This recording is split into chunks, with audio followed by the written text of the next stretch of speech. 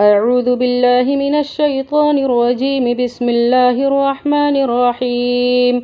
إن في خلق السماوات والأرض واختلاف الليل والنهار لآيات لأولي الألباب الذين يذكرون الله قياما وقعودا وعلى جنوبهم ويتفكرون في خلق السماوات والأرض ربنا ما خلقت هذا باطلا سبحانك فقنا عذاب النار.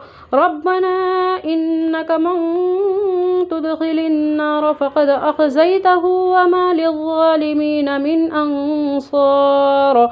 ربنا إننا سمعنا مناديا ينادي للإيمان أن آمنوا بربكم فآمنا. ربنا فاغفر لنا ذنوبنا وكفر عنا سيئاتنا وتوفنا مع الأبرار.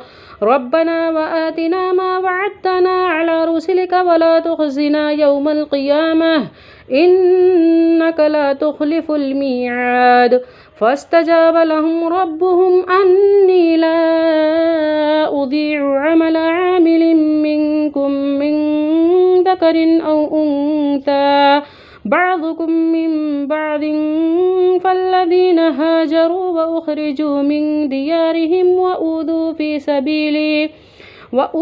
في سبيلي وقاتلوا وقتلوا لأكفرن عنهم سيئاتهم ولأدخلنهم جنات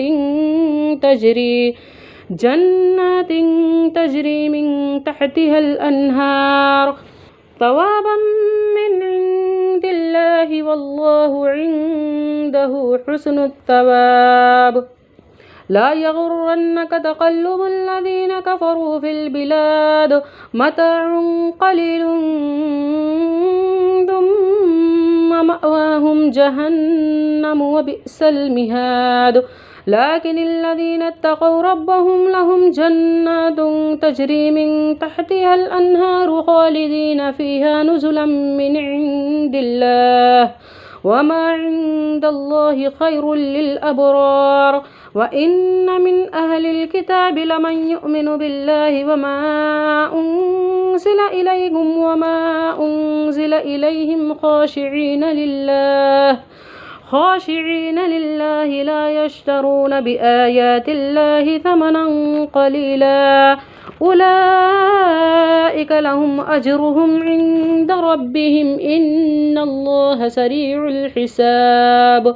يا أيها الذين آمنوا اصبروا وصابروا ورابطوا واتقوا الله لعلكم تفلحون. صدق الله العظيم.